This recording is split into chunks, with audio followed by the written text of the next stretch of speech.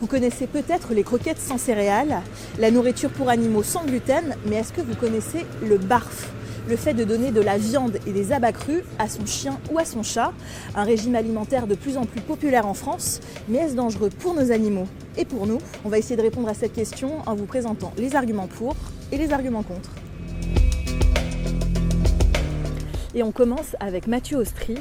Il a lancé en septembre 2022 une gamme alimentaire pour chiens et chats à base de viande crue. Et pour lui, le barfing est tout simplement meilleur pour la santé de nos animaux. On peut simplifier, ça va favoriser leur bonne santé avec un pelage ça va se voir en fait, il va être dynamique, il va avoir des selles généralement pareil de meilleure qualité. Alors dans nos produits, on ne trouve vraiment que des ingrédients naturels, on l'a voulu comme ça. On a fait formuler les recettes par une vétérinaire nutritionniste. L'idée étant d'avoir un repas complètement équilibré pour l'animal. Donc on va avoir des chiens ou des chats qui naturellement développeront moins de problèmes rénaux, moins de problèmes de diabète également, parce qu'on a souvent un taux de glucides trop élevé dans pas mal de croquettes ou de produits qu'on peut trouver sur d'autres modes d'alimentation. Donc voilà, on va être sur quelque chose qui est très très proche de ce qu'il faut vraiment pour leur métabolisme et ça favorise la bonne santé en général. Alors est-ce que le barf est meilleur pour la santé de nos chiens et de nos chats ? On est allé poser la question au docteur vétérinaire Didier Laurent.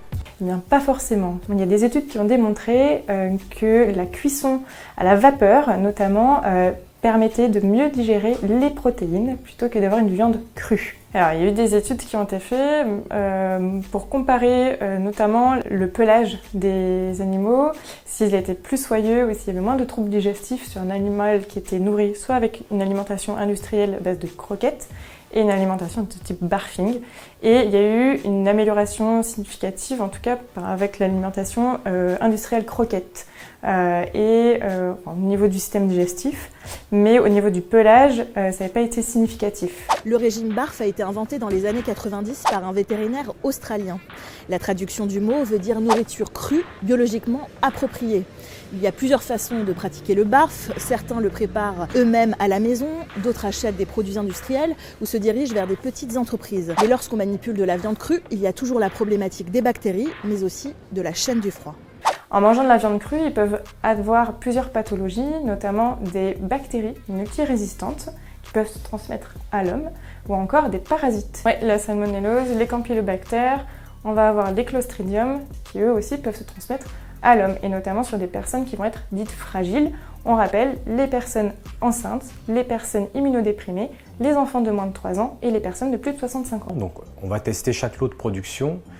On va prendre un échantillon qu'on va envoyer à un laboratoire, en l'occurrence ça s'appelle Eurofins, et il va tester un certain nombre de taux de bactéries en fait à ne pas dépasser.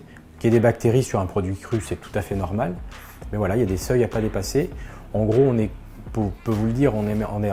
sur des seuils plus stricts que ce qui est toléré pour les humains. Le fait de décongeler la viande va augmenter le risque du coup bactériologique. La plupart du temps, les bactéries elles vont être emprisonnées avec la congélation et elles vont être stoppées dans leur croissance.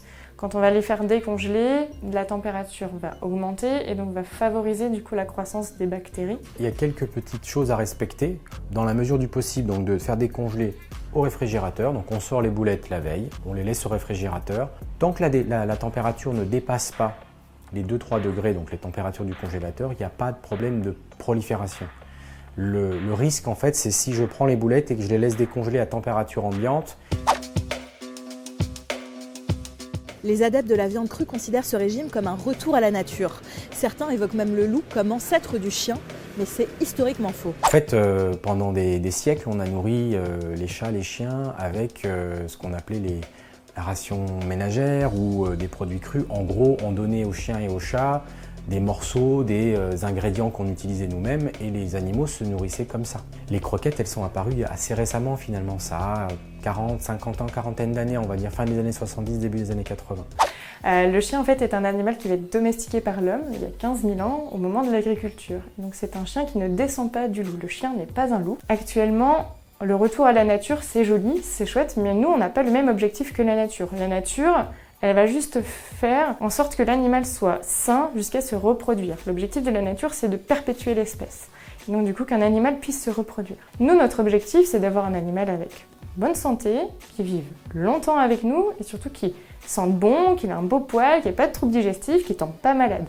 Alors est-ce que vous êtes convaincu par la viande crue et la philosophie derrière le barfing, ou au contraire vous ne changerez pas la gamelle de votre animal?